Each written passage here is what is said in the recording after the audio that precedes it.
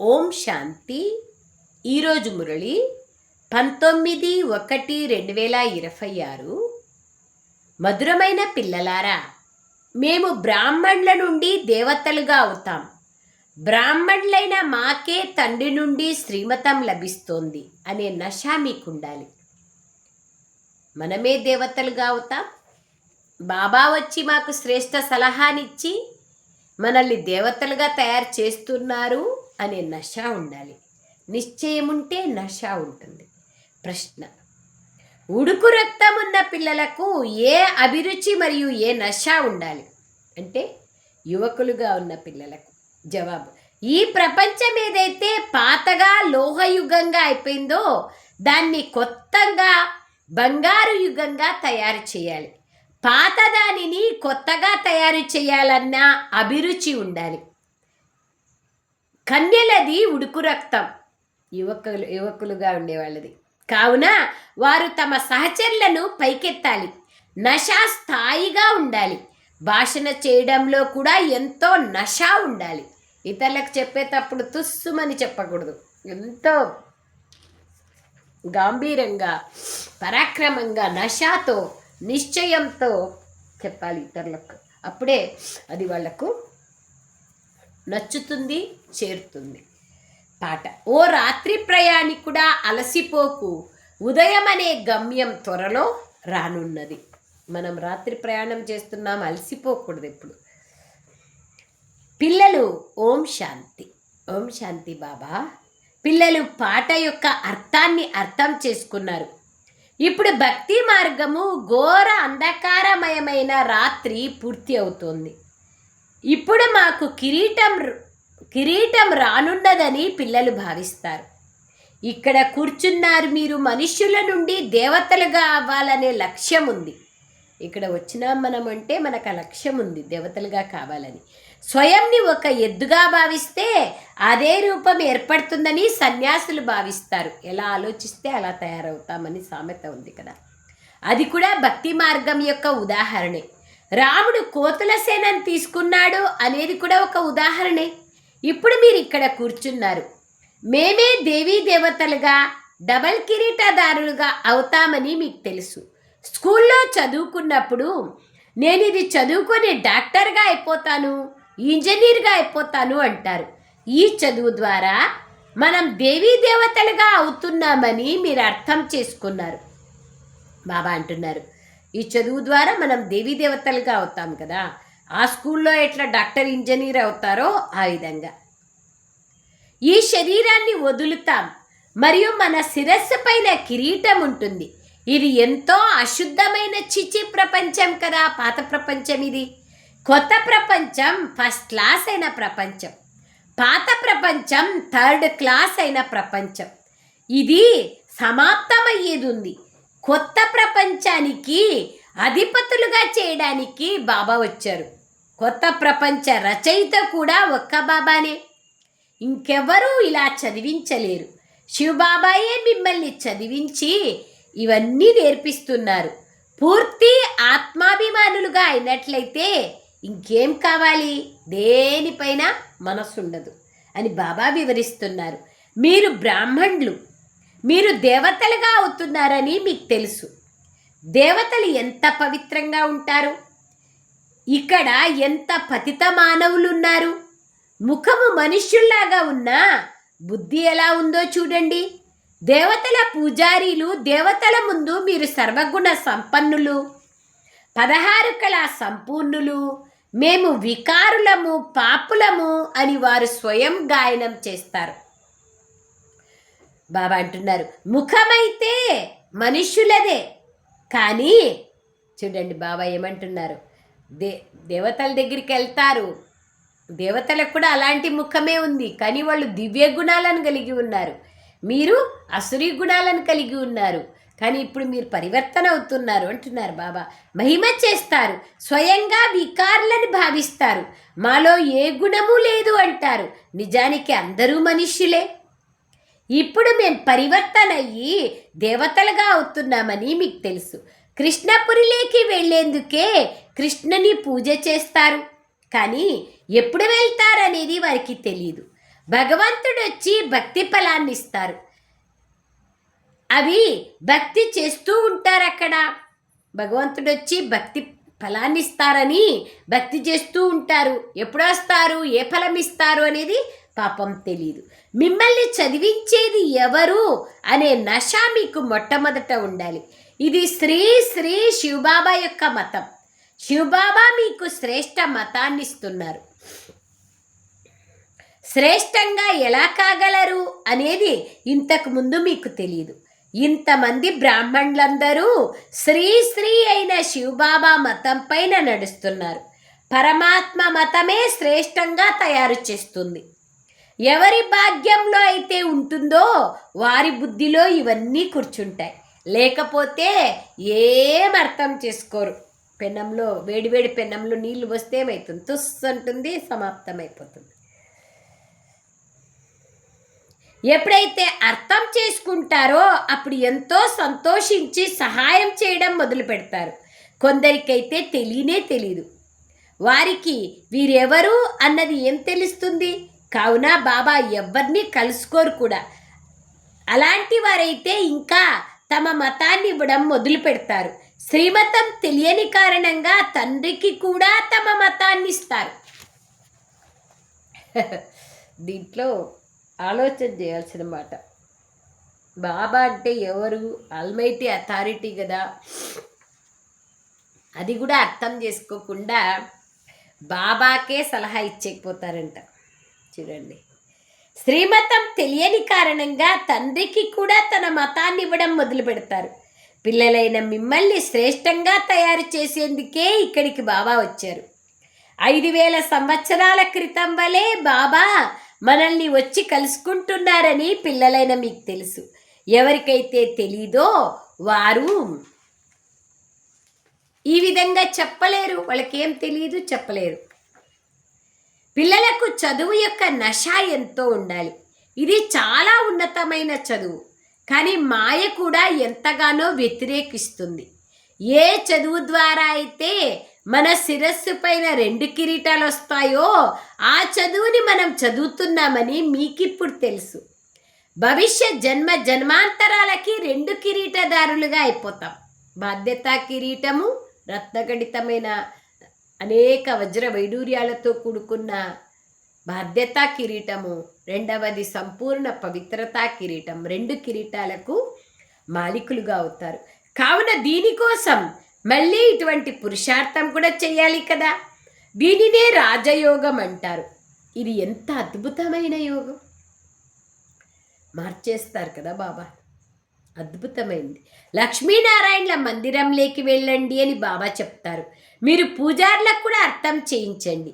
ఈ లక్ష్మీనారాయణలకు కూడా ఈ పదవి ఎలా లభించింది, వీరు విశ్వాధిపతులుగా ఎలా అయ్యారు అనేది పూజారులు కూడా ఎవరికైనా అర్థం చేయించవచ్చు.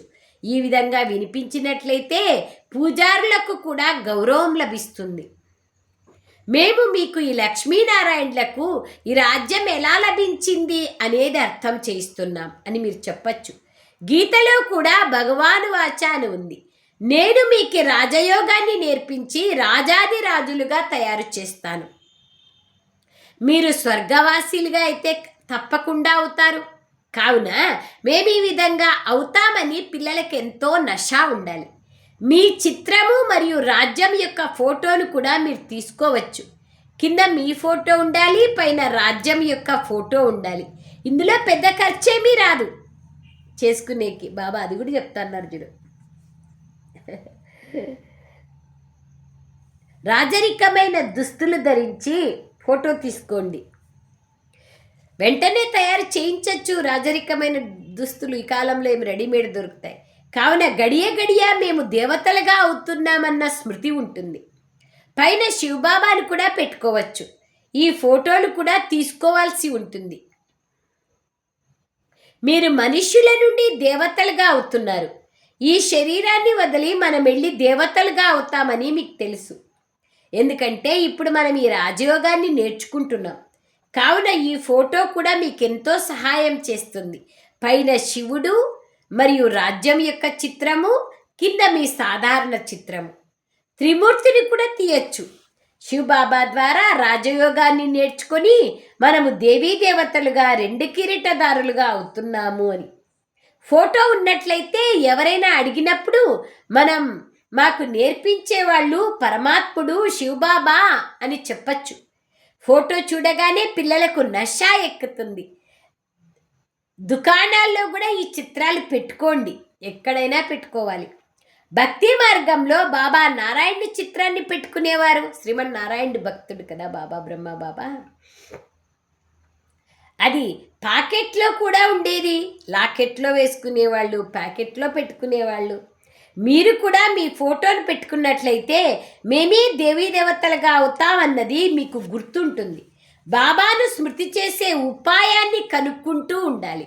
అండర్లైన్, మోస్ట్ ఇంపార్టెంట్ ఇది. బాబాను స్మృతి చేసే ఉపాయము ఎవరికి వాళ్ళు ఎప్పటికప్పుడు కనుక్కుంటూనే ఉండాలి, కొత్త కొత్తగా చేసుకోవాలి. అప్పుడే మంచిగా ఖుషి నష ఉంటుంది.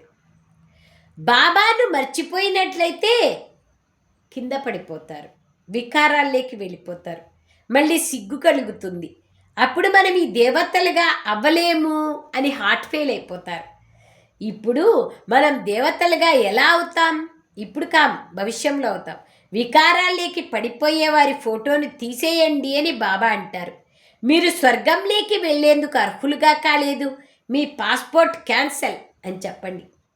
మేం పడిపోయాం, ఇక మేము స్వర్గంలోకి ఎలా వెళ్తాం అని వారు స్వయం కూడా ఫీల్ అవుతారు. నారదుని ఉదాహరణ ఉంది కదా, లక్ష్మిని వరించాలంటే నీ ముఖాన్ని అద్దంలో చూసుకొని, లక్ష్మిని వరించేందుకు అర్హుడిగా ఉన్నావా అని అతడితో అన్నారు. అప్పుడు తన ముఖం కోతి ముఖంలాగా కనిపించింది అద్దంలో చూసుకుంటే. కావున మనుషులకు కూడా మాలో ఈ వికారాలు ఉన్నాయి, మరి మేము శ్రీనారాయణ్ణి శ్రీ లక్ష్మిని ఎలా వరించగలము అంటారు. ఖచ్చితంగా మనం ఎక్కడి నుంచి అవుతాము దేవతలుగా, ఇంత చెడ్డవాళ్ళుగా, ఇంత పాపాత్ములుగా ఉన్నాము అంటారు. సిగ్గు కలుగుతుంది. బాబా ఉపాయాలైతే అనేకంగా చెప్తారు, కానీ ఎవరైనా విశ్వాసం కూడా ఉంచాలి కదా. విశ్వాసం ఆధారంగానే అన్నీ జరుగుతాయి. మొట్టమొదట విశ్వాసం ఉండాలి. విశ్వాసానికి ఆధారము జ్ఞానం, తర్వాత బాబా పైన ప్రేమ. బాబా అంటారు, పురుషార్థం అయితే చేయాలి కదా, ఇలా ఉపాయాలను ఆలోచించండి మరియు అందరికీ అర్థం చేస్తూ ఉండండి. ఇక్కడ రాజయోగ స్థాపన జరుగుతోంది. ఇప్పుడు వినాశనం మీ ముందుంది. దినప్రతిదినము తుఫాన్లు చాలా ఎక్కువగా వస్తూ పోతాయి, బాంబులు మొదలైనవి కూడా తయారవుతాయి. భవిష్య ఉన్నత పదవిని పొందేందుకే మీరు ఈ చదువుని చదువుతున్నారు. మీరు ఒకేసారి పతితుల నుండి పావనులుగా అవుతారు. మేము నరకవాసులము, ఎందుకంటే మేము రాతి బుద్ధి కలవారిగా ఉన్నాము అని మనుషులు భావించరు. ఇప్పుడు మీరు రాతి బుద్ధి కలవారి నుండి పారస బుద్ధి కలవారిగా అవుతున్నారు. భాగ్యంలో ఉంటే వెంటనే చూడండి అర్థం చేసుకుంటారు, లేకపోతే మీరెంత కష్టపడినా అది బుద్ధిలో కూర్చోదు.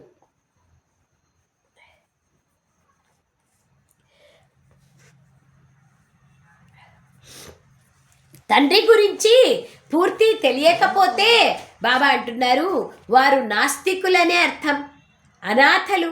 కావున శివబాబా పిల్లలైనప్పుడు మరి సనాథలుగా అవ్వాలి కదా. ఇక్కడ ఎవరికైతే జ్ఞానం ఉంటుందో వారు తమ పిల్లలను వికారాల నుండి రక్షిస్తారు. అండర్లైన్ చేసుకోండి. బాబా పిల్లలుగా ఉండే వాళ్లకు ఆల్రెడీ పిల్లలు ఉన్నప్పుడు వాళ్ళని కూడా బాబా మార్గంలో తీసుకొని వస్తే అనేక జన్మలు మిత్ర సంబంధికులుగా ఉంటారు. లేకపోతే వాళ్ళు ఈ జన్మకే సమాప్తమైపోతారు. మీకు ఒకవేళ మీ పిల్లలంటే చాలా ఇష్టం ఉంది అంటే వాళ్ళు జ్ఞానీలుగా చేయండి. చూడు ఎంత బాగా చెప్తున్నారు బాబా. పిల్లలను వికారాల నుండి రక్షిస్తారు. అజ్ఞాని మనుషులైతే తమ వలె పిల్లలను కూడా బంధనంలో పడేస్తూ ఉంటారు. ఇక్కడ వికారాల నుండి రక్షించడం జరుగుతుంది. మొట్టమొదట కన్యలను రక్షించాలి. తల్లిదండ్రులు పిల్లల్ని వికారంలోకి తోసేస్తూ ఉంటారు. ఇది భ్రష్టాచారి ప్రపంచం. శ్రేష్టాచారి ప్రపంచాన్ని కోరుకుంటారు. అదే దేవతల ప్రపంచం, సత్యుగం. భగవాన్ వాచ నేను శ్రేష్టాచారులుగా తయారు చేసేందుకు వస్తాను. కావున అందరూ భ్రష్టాచారులే, నేను అందరినీ ఉద్ధరిస్తాను. పరిత్రాణాయ చ సాధూనాం వినాశాయ చ దుష్కృతాం. గీతలో కూడా భగవంతుడే స్వయంగా సాధు సన్యాసులు మొదలైన వాళ్ళందరినీ ఉద్ధరించేందుకు రావాల్సి ఉంటుంది అని రాశారు. ఒక్క భగవంతుడైన తండ్రియే వచ్చి అందరినీ ఉద్ధరిస్తారు. మనుషులు ఎంత రాతి బుద్ధి కలవారిగా అయిపోయారో చూడండి. ఇప్పుడు మీరు ఆశ్చర్యపోతారు. ఈ సమయంలో గీతా భగవంతుడు శివుడన్న సంగతి కూడా మర్చిపోయారు. పెద్దవాళ్ళందరికీ తెలిస్తే ఏమవుతుంది? హాహాకారాలు ఏర్పడతాయి. కానీ అందుకు ఇంకా టైం ఉంది. లేకపోతే అందరి స్థానాలు కదలడం మొదలు పెడతాయి. ఎంతోమంది ఆసనాలు కదులుతూ ఉన్నాయి. యుద్ధాలు జరిగినప్పుడు వీరి సింహాసనం కదలడం మొదలైంది అని తెలుసుకుంటారు. ఇప్పుడిక పడిపోతారని తెలుస్తుంది. అలాగే ఇక వారు కదిలారంటే ఎన్నో అలజడులు వస్తాయి. అది మున్ముందు జరగాల్సి ఉంది భవిష్యవాణి. పతిత పావనుడు సర్వుల సద్గతి దాత ఒక్క శివబాబా చెప్తున్నారు. పిల్లలారా, తప్పకుండా బ్రహ్మతనువు ద్వారా స్థాపన చేయడానికి బాబా వచ్చారు. బ్రహ్మ లేకుంటే శివబాబా ఎలా వస్తారు? సర్వుల సద్గతి అనగా ఉద్ధారం చేస్తారు.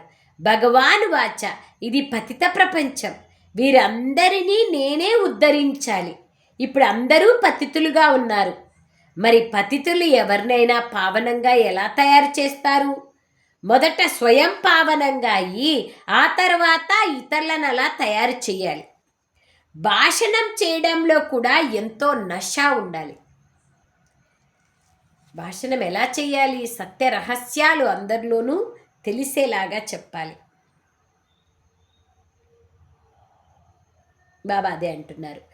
ఆ తర్వాత అనుచరులను అలా తయారు చేయాలి. స్వయం కావాలి, ఇతరులను కూడా చేయాలి. భాషణం చేయడంలో ఎంతో నష ఉండాలి. కన్నెలది కొత్త రక్తం, అంటే యువకులు. మీరు పాతవారి నుండి కొత్తవారిగా అవుతున్నారు. మీ ఆత్మ ఏదైతే పాతగా ఇనుపు సమానంగా ఉందో దానిని బాబా వచ్చి కొత్తగా బంగారు సమానంగా చేస్తున్నారు. మలినాలు సమాప్తం అవుతూ పోతాయి. కావున పిల్లలకు ఎంతో అభిరుచి ఉండాలి. నష స్థిరంగా ఉండాలి. మీ సహచరులను పైకెత్తాలి. మాతయే గురువు అనే గాయనం కూడా ఉంది కదా. మాత గురువుగా ఎప్పుడవుతుందో ఇప్పుడు మీకు తెలుసు. జగతంబయే మళ్ళీ రాజరాజేశ్వరిగా అవుతుంది. మళ్ళీ అక్కడ గురువులు ఎవ్వరూ ఉండరు. గురువుల పాత్ర ఇక్కడే కొనసాగుతుంది.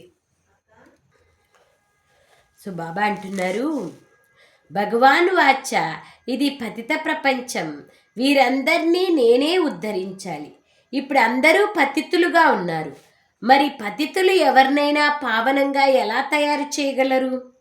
మొదట స్వయం పావనంగా అయ్యి ఆ తర్వాత అనుచరులను అలా తయారు చేయాలి. భాషణ చేయడంలో ఎంతో నష ఉండాలి. కన్యలది కొత్త రక్తం. మీరు పాతవారి నుండి కొత్తవారిగా అవుతున్నారు. మీ ఆత్మ ఏదైతే పాతగా ఇనుపు యుగంగా అయిపోయిందో ఇప్పుడు అదే కొత్తగా స్వర్ణిమ యుగంగా తయారవుతుంది. మలినాలు తొలగిపోతూ ఉంటాయి. కావున పిల్లలకి ఎంతో అభిరుచి ఉండాలి. నష స్థిరంగా ఉండాలి. మీరు మీ సహచరులను పైనికి తీసుకురావాలి, ఉన్నతంగా చేయాలి. మాతయే గురువన్న గాయనం కూడా ఉంది. మాత గురువుగా ఎప్పుడవుతుందో ఇప్పుడు మీకు తెలుసు. జగతంబయే మళ్ళీ రాజరాజేశ్వరిగా అవుతుంది. మళ్ళీ అక్కడ గురువులు ఎవరు ఉండరు. గురువుల పాత్ర ఇప్పుడే కొనసాగుతుంది. బాబా వచ్చి మాతల పైన జ్ఞానామృత కలశాన్ని పెడతారు. ప్రారంభం నుండి ఇలాగే జరుగుతుంది. సెంటర్ల కోసం కూడా బ్రహ్మకుమారిలు కావాలి అని అడుగుతారు. వాటిని మీరే నడుపుకోండి, ధైర్యం లేదా అని బాబా అంటారు. అలా కాదు బాబా, మాకు టీచర్ కావాలి అంటారు. అది కూడా సరైనదే, గౌరవాన్ని ఉంచుతారు. ఈ రోజుల్లో ప్రపంచంలో ఒకరికొకరు గౌరవం కూడా సరిగ్గా ఇవ్వరు. ఈరోజు ప్రైమ్ మినిస్టర్గా ఉంటారు, రేపు వారిని తీసేస్తారు.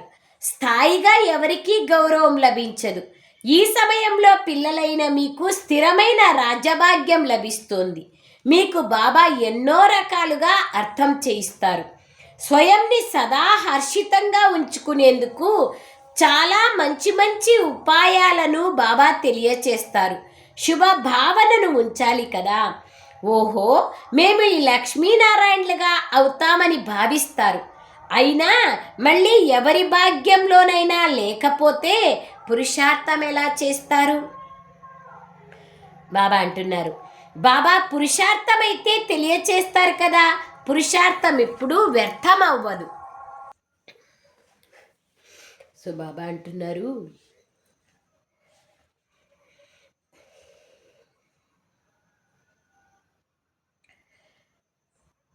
స్థాయిగా ఎవరికి గౌరవం లభించదు. ఈ సమయంలోని పిల్లలైన మీకు స్థిరమైన రాజ్యభాగ్యం లభిస్తుంది. మీకు బాబా ఎన్నో రకాలుగా అర్థం చేయిస్తారు. స్వయంని సదా హర్షితంగా ఉంచుకునేందుకు చాలా మంచి మంచి ఉపాయాలను తెలియజేస్తారు. శుభ భావనను ఉంచాలి కదా. ఓహో, మేము ఈ లక్ష్మీనారాయణలుగా అవుతామని భావిస్తారు. అయినా మళ్ళీ ఎవరి భాగ్యంలోనైనా లేకపోతే పురుషార్థం ఏం చేస్తారు?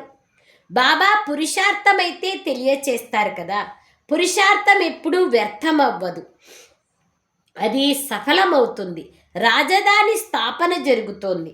వినాశనం కూడా మహాభారత యుద్ధం ద్వారా జరిగి తీరాల్సిందే. మున్ముందు మీరు ఇంకా తీవ్రతరం చేసినట్లయితే వాళ్ళందరూ వస్తారు. ఇప్పుడు అర్థం చేసుకోరు. అలా అర్థం చేసుకుంటే వారి రాజ్యమంతా ఎగిరిపోతుంది. ఎంతమంది గురువులు ఉన్నారు, ఎవరి అనుచరులుగాను అవ్వని మనుషులంటూ ఎవరూ ఉండరు. అందరికీ గురువులు ఉంటారు. ఇక్కడ మీకు సద్గతినిచ్చే ఒక్క సద్గురువు లభించారు. చిత్రాలు ఎంతో బాగున్నాయి. ఇది సద్గతి అనగా సుఖధామం, ఇది ముక్తిధామం. ఆత్మలమైన మనమంతా నిర్వాణధామంలో ఉంటామని బుద్ధి కూడా చెప్తుంది. ఆత్మలు నిర్వాణధామంలో ఉంటాయి. అక్కడి నుండి మళ్ళీ టాకీలేకి, శబ్దంలేకి వస్తాయి. ఆత్మలు అక్కడ నివాసీలు. ఈ ఆట కూడా భారతదేశం గురించే జరుగుతుంది. శివ జయంతి కూడా ఇక్కడే జరుపుకుంటారు. ఇప్పుడు నేను వచ్చాను, మళ్ళీ కల్పం తర్వాత వస్తానని బాబా అంటారు. ప్రతి 5000 సంవత్సరాల తర్వాత తండ్రి రావడంతో స్వర్గంగా అయిపోతుంది. క్రీస్తుకి ఇన్ని సంవత్సరాల పూర్వం ప్యారడైజ్ ఉండేది అంటారు, అనగా స్వర్గం ఉండేది అంటారు. ఇప్పుడు అది లేదు, మళ్ళీ అలా అవ్వాల్సి ఉంది. మరి తప్పకుండా నరకవాసుల వినాశనము, స్వర్గవాసుల స్థాపన కావాలి. ఇప్పుడు మీరు స్వర్గవాసులుగా అవుతున్నారు. నరకవాసులంతా వినాశమైపోతారు. ఇంకా లక్షల సంవత్సరాలు ఉంది అని వారు భావిస్తారు. పిల్లలు పెద్దవాళ్ళైనాక వివాహం చేయొచ్చా అని మీరైతే అనరు కదా. కొడుకు సలహా పైన నడవకపోతే, స్వర్గవాసిగా కాకపోతే మరేం చెయ్యాలి అని సలహా తీసుకోవాలి. ఆజ్ఞాకారిగా లేకపోతే పోనివ్వండి, ఇందులో పక్కా నష్టమోహ స్థితి కావాలి అని బాబా అంటున్నారు. అంత నష్టమోహగా ఎవరున్నారు బాబా? अच्छा, मीठे मीठे सिखलदे बच्चों प्रति मात पिता बाप दादा का याद प्यार और गुड मॉर्निंग. रूहानी बाप की रूहानी बच्चों को नमस्ते. हम रूहानी बच्चों की रूहानी मात पिता बाप दादा को याद प्यार गुड मॉर्निंग और नमस्ते नमस्ते नमस्ते. बाबा नमस्ते. थैंक यू बाबा, थैंक यू वेरी मच बाबा. సార్, శ్రీ అయిన శివబాబా ఇచ్చే శ్రేష్ఠ మతం పైన నడుస్తూ స్వయంని శ్రేష్టంగా తయారు చేసుకోవాలి. శ్రీమతంలో మన్మతాన్ని కలపకూడదు. ఈశ్వరీయ చదువు యొక్క నశాలో ఉండాలి. సెకండ్ పాయింట్, మీ సహచరుల కళ్యాణంకు యుక్తిని రచించాలి. అందరిపైన శుభభావనను ఉంచుతూ ఒకరికొకరు కృత్రిమమైన గౌరవాన్ని కాక సత్యమైన గౌరవాన్ని ఇవ్వాలి. మోస్ట్ ఇంపార్టెంట్ వరదానం. నిరంతరము బాబా తోడు యొక్క అనుభూతి ద్వారా ప్రతి క్షణము ప్రతి సంకల్పంలో సహయోగిగా అయ్యే సహజయోగిగా కండి. నిరంతరం బాబా తోడు యొక్క అనుభవం చేయాలి.